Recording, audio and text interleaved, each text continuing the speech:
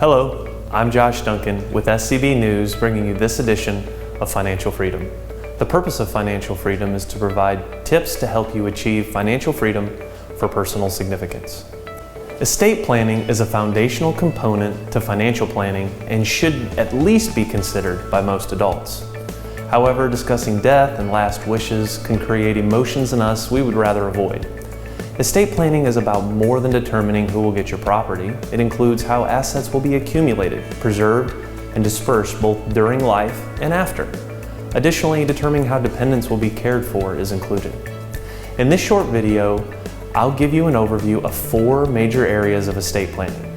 Although I will be brief in reviewing these areas, my goal is to share information and not overwhelm. My motivation comes from helping families who lost a loved one without an estate plan. The first area I'll cover is determining how your money and property will be dispersed upon your passing.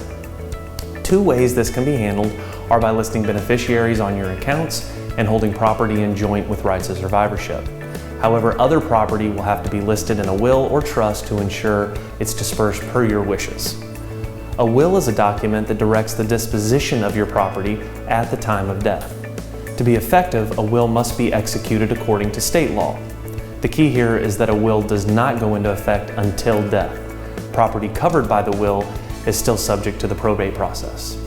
A revocable living trust is used when someone wants to remove money and property from their ownership while living to avoid probate and minimize estate taxes. Revocable means the trust can be changed during your lifetime. Therefore, there is no special tax treatment for the trust. There are multiple types of trusts, however, and this is just one kind. Next is determining who should act on your behalf should you not have the capacity to do so.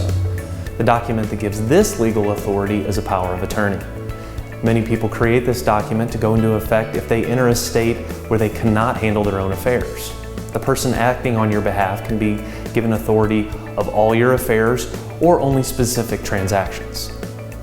Now, the third area is determining your wishes surrounding future care in the case of severe medical situations where you cannot communicate or make decisions.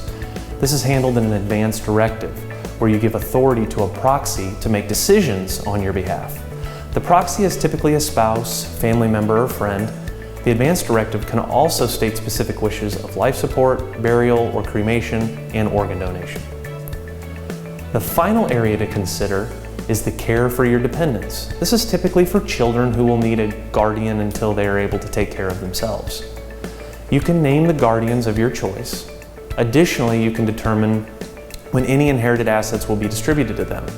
This can be over time, certain percentages, by age, or any option you choose. Now, these are just 4 common areas of estate planning that cover many people.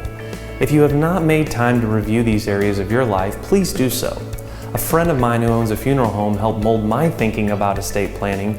He said planning for what happens after we're gone is not for us, but for our heirs. There are financial planners and estate attorneys available who can help you through this process.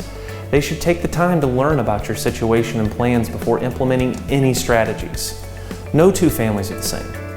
Fear commonly holds people back from estate planning. Be encouraged to carve out the time for this exercise. Thank you for joining me for Financial Freedom. I'm Josh Duncan, Financial Advisor with F5 Financial Planning, helping you achieve financial freedom for personal significance. Please send topics you would like me to cover to josh.duncan@f5fp.com. See you next time.